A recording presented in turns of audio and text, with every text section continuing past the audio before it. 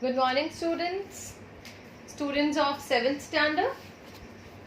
Today we are going to do by taking some of the topics from chapter number 3rd, weather and climate. So today we are going to do weather instruments. A few of the instruments we have done in the previous class. So today we are going to do about barometer, Android barometer, altimeter, isoheights and isotherms.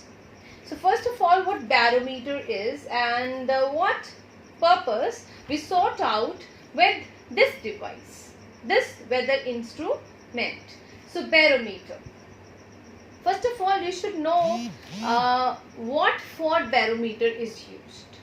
So barometer is a kind of device which measures air's pressure, which measures the pressure of the air. Okay, so different types of barometers are used for this purpose. So pressure is read in centimeters or inches of mercury, a true measure of the height of the mercury column. So we need to tell over here is that barometer measures what? Pressure of the air. So for atmospheric pressure, the device we use is barometer. So normally mercury is there inside, which finds out the pressure in inches, okay, or centimeters. Then is aneroid barometer. Aneroid barometer is a new kind of barometer. Nowadays, aneroid barometer is used.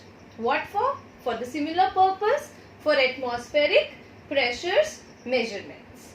So we measure here also the atmospheric pressure.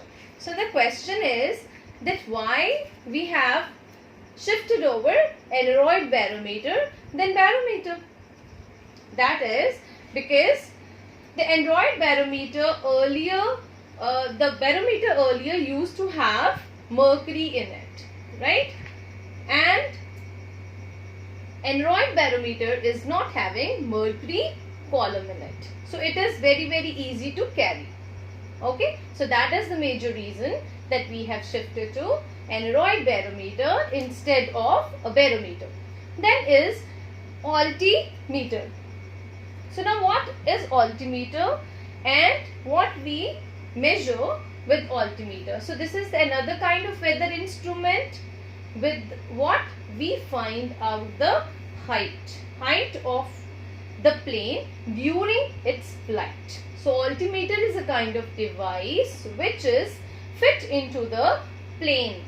Okay? That is fit into the planes through what we find out the height, at what height the plane is flying. So that is altimeter. Then is isoheights. So what are isoheights? Isoheights, by the name itself, when we talk about the height, so height and isotherms, these two are not the devices, these two are not the instruments. Isoheights are the lines, maybe they are sometimes wavering. Okay, so isoheights are the irregular lines which shows the areas having similar rainfall. Rainfall may be in centimeters or millimeters. All the areas which are receiving similar amount of rainfall are connected with single line. Maybe it is irregular in shape. That line is called isoheight. And then is isotherms. Isotherms are again the irregular lines which connects all those areas which are having similar temperatures. So that is known as isotherms. So you should know that these two, this one and this one, these two are not the instruments. These are the irregular lines.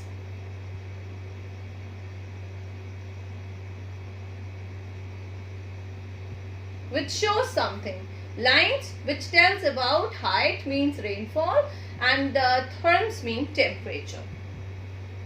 Then are a few of the terms. The first term is high pressure. So what is high pressure? So whenever a barometer, pressure is always recorded with the help of barometer. So whenever it is written high pressure, when it is read high pressure, when the barometer reads the value 76 centimeters, which tells normally in millibars, because pressure is always mentioned in millibars, 1013 millibars or more. If the temperature is more than 1013 millibars, it means the pressure, then it means the pressure is high. When we talk about the low pressure, so the barometer rings up at 74 centimeter. When 74 centimeter is shown in millibars, it counts 986 millibars or less than that. Then we say it is a low pressure. So this is how we can consider high pressure as well as low pressure. Then is hydrograph. There is another. Now this is again, it's not a weather instrument, not even a line, it is a graph. What is a hydrograph? Hydro itself, I have told you already here, rainfall.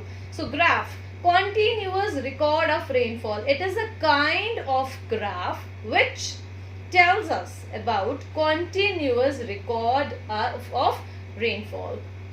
That is expressed with hydrograph. That is, differentiate between rainfall and precipitation. Very important this question is. Rainfall and precipitation. Normally people count rainfall and precipitation similar, but it is not. What is the difference? First of all, we should know about the state. That is it liquid, is it solid or what? So whenever we talk about rainfall, it is only in one form, one state, that is liquid. But precipitation can be in any form. It may be in liquid, it may be in solid. Then is on the basis of forms, that how many types of. So rainfall can be, normally rainfall is the most common form of precipitation. It is just like the outcome of precipitation. That precipitation can be of many types. A rainfall is one of the type of precipitation. Precipitation itself has many types. It may be considered as snowfall, the hail, the rainfall, all are precipitation types. Then of forms. What do you mean by form?